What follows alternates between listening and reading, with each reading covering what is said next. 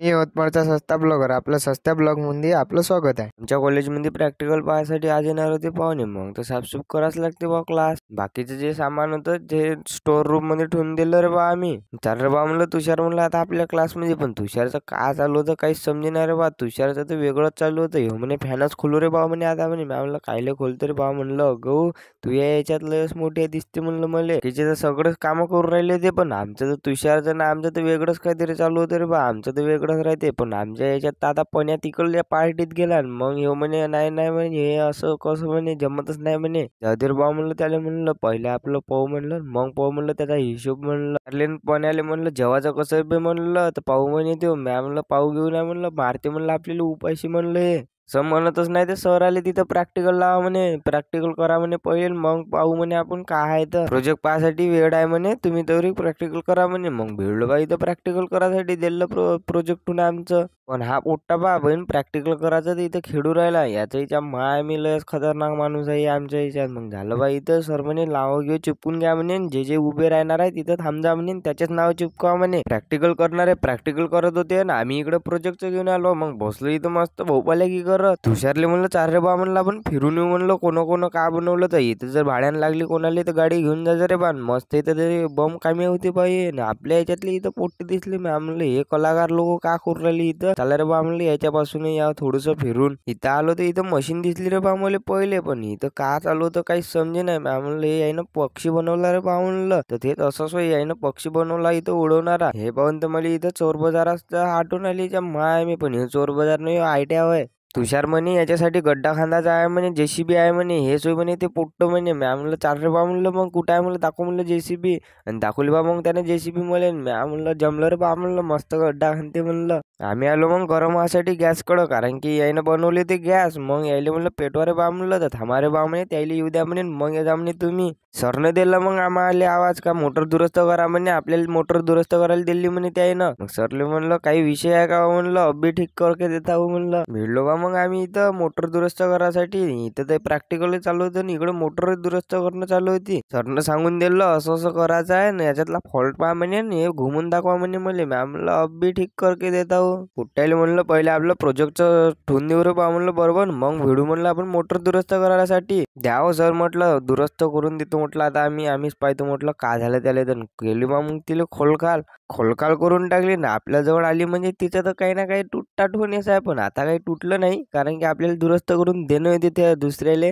External आलते आपल्या कॉलेजमध्ये तर त्याने दिली तरी बा आपल्याला मोटर दुरुस्त करायसाठी. कारण की ते पाहत होते का यायला येते का नाही येत का. त्याच्यापेक्षा तर आम्ही हुशार आहे. आम्ही काही दाखवत नाही. जल्ले म्हटलं पाहिजे रे बा म्हटलं आपल्या प्रोजेक्ट कडे लक्ष ठेवतो म्हटलं थोडस. मी इकडं राहीन तर तू इकडंच राहशील म्हटलं ना. आपलं प्रोजेक्ट लावून धिंगाणा म्हटलं पोट्टे. तर ह्योच्या आम्ही आपला मेंबर इथंच होता. सबंध नाही इथंच आहे का रे बा म्हणलं. जाऊन पहा म्हणलं कोण आहे आपल्या प्रोजेक्ट जवळ. तर झालं की मग मोटर गेट दुरुस्त झाली. मग चाललो होतो मोटर नेऊन ठेवाले त्याच्या गाडीत. तर आपले इथं मामा भेटले रे बा. मस्त हात दाखवून राहिले होते. मी म्हटलं काही नाही आहे तर ठेवून देतो रे बा म्हटलं मोटर. मग जातो म्हटलं मी क्लासमध्ये. मस्त आम्ही वाट पाहत बसलो इथं उपाशी तापाशी. यायले काहीच घेऊन नाही. आम्ही मस्त नाश्ता करून राहिले होते. मग सर ड्रॉइंगचे सर आले इथं. ड्रॉइंगचे सरनं पाहिलं की आम्हाला विचारलं पोट्टेला म्हणलं चालता का रे बा म्हणलं जेवायले. तर पोट्टे म्हणे थांबणं म्हणे आता 5-10 मिनिट करता करता इथं 2-3 तास झालते. जे आम्ही दाखवासाठी ठेवलं होतं बाहेर ते दल्ल बंदच ठेवून. कारण की आम्हाला जायचं होतं जेवण करायला. नाही तर बाहेर जर दाबलं गिबलं कोणी तर आम्हालाच त्या आम्ही सर म्हणून का तुम्हीच नेलं घराकडं. तेव्हा इथं आम्ही ठेवून कपाटामध्ये. चाल रे बा म्हणलं आता जेवण करायला पहिले. कारण की जेव्हा तर लागतेच म्हणलं. आता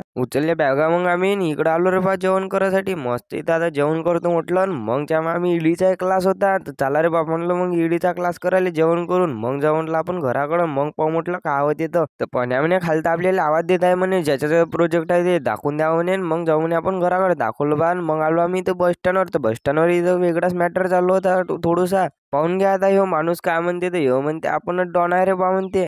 तरी सांगत नाही. श्याम जयस्वाल असा लपून असा वाकं घेऊन. श्याम जयस्वाल वाकं घेऊन झोपून आहे.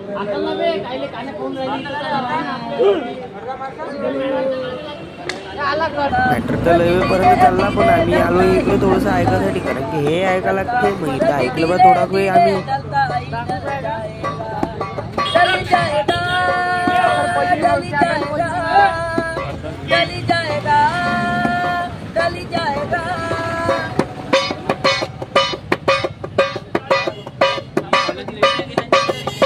₹10 तू यहाँ मुसाफिर है, ये सराय पानी है, चार रोज की मेहमा तेरी जिंदगानी है। जमीन जल जेवर कुछ न साथ जाएगा, खाली हाथ आया है खाली हाथ जाएगा। जान कर भी